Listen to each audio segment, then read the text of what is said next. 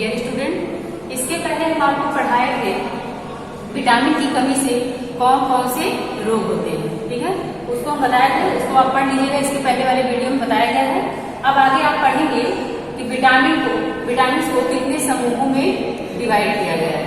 Vitamin को कितने समूहों में डिवाइड किया गया है, तो विटामिन को 2 समूहों में विभाजित किया गया है। सबसे पहला है आपका जल में घुलनशील विटामिन। जल में घुलनशील विटामिन, तो जल में घुलनशील विटामिन आपके बी और सी होते हैं। बी और सी होते हैं। बी को कॉम्प्लेक्सेस विटामिन भी कहा जाता है। विटामिन बी और विटामिन सी जल में घुलनशील होते हैं। फिर वहीं पे आपका अगला रहेगा वसा में घुलनशील विटामिन। वसा में घुलनशील विटामिन।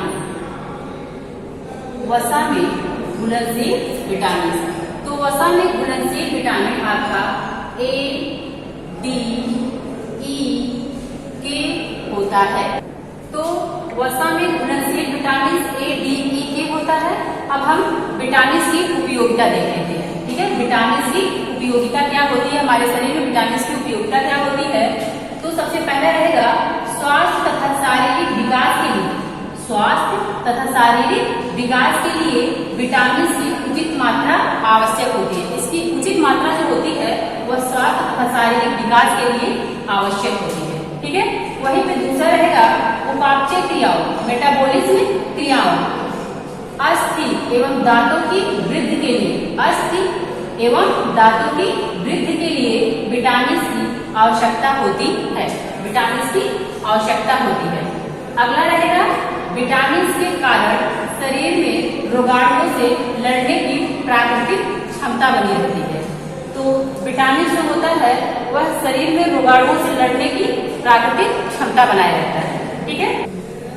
अब आपका रहेगा अगला खनिज लवण। खनिज लवण, खनिज लवण जो होता है यह शरीर को स्वस्थ तथा जैविक क्रियाओं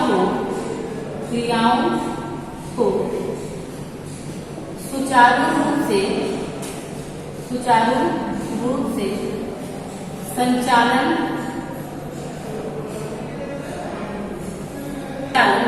के लिए खनिज लवण की आवश्यकता होती है। खनिज लवण की आवश्यकता होती है।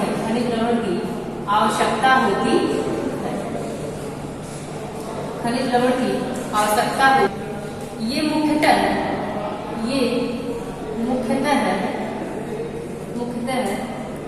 कैल्शियम, सोडियम,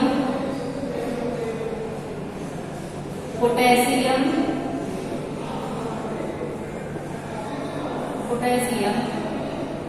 सल्फेट, आयरन आदि होते हैं, ठीक है। तो ये मुख्यतः calcium, sodium, potassium, sulphate, iron आदि होते हैं। फिर वही खनिज लवणों के कार्य देख लेते हैं। खनिज लवण हमारे शरीर में क्या कार्य करते हैं, तो खनिज लवण जो होता है यह रक्त, अस्थि तथा दांतों के निर्माण में भाग लेता है। यह जो खनिज लवण होता है यह रक्त, अस्थि तथा दांतों के निर्माण में भाग लेता है। वहीं दूसरा रहेगा रक्त की थक्का बनने में सहायक होता है। रक्त की थक्का बनने में सहायक होता है। अगला है द्युद्रव्य की संवेदनशीलता को बनाए रखता है। द्युद्रव्य की संवेदनशीलता को बनाए रखता है। अगला है लाल रक्त कणिकाओं के निर्माण में सहायक होता है।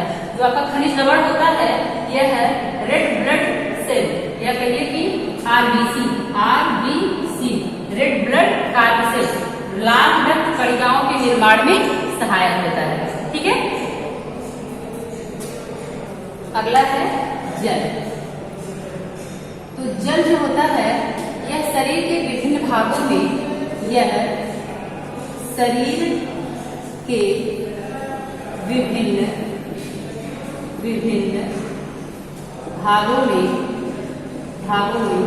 इसकी मात्रा जो होती है लगभग 45 से 80% होती है। 45 से 80% होती है। यह कोशा द्रव्य रक्त तथा लसिका का आधारभूत पदार्थ होता है। आधारभूत पदार्थ होता है। शरीर के लिए जल की अत्यंत आवश्यकता होती है। शरीर के लिए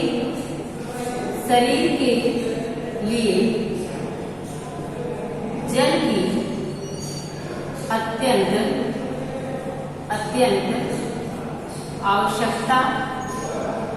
आवश्यकता होती, ठीक है। शरीर के लिए जल की अत्यंत आवश्यकता होती है। अगला रहेगा शरीर में जल किसी प्रकार का पोषण व ऊर्जा प्रदान नहीं करता। जल जो होता है यह शरीर को पोषण व ऊर्जा प्रदान नहीं करता, ठीक है। आगे अब हम जल के कार्य देख लेते हैं, ठीक है। जल के कार्य, तो जल के कार्य क्या है? कोशिका के मध्य रासायनिक लेन देन जल के माध्यम द्वारा ही होता है। ये आपको 9th में पढ़ाया गया है। कोशिका में जल का क्या कार्य है? तो कोशिका के मध्य रासायनिक लेन देन जल के माध्यम द्वारा ही होता है। अगला वही दूसरा रहेगा, जल शरीर के ताप नियंत्रण में सहायता करता है, या टेम्परेचर को क्या करता है? नियंत्रण में सहायता करता है। फिर अगला है, रक्त का तरल भाग ही पाचक पदार्थों, उत्सर्जी पदार्थों, हार्मोन आदि का वितरण करता है।